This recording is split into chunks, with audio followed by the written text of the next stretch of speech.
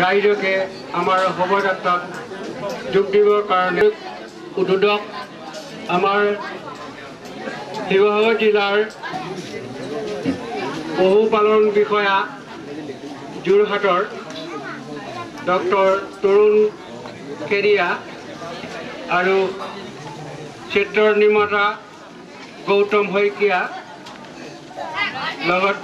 আৰু উপস্থিত হৈছেহি অনুৰোধ কৰা হ'ল ধন্যবাদ বৃক্ষৰোপণ কাৰ্যসূচী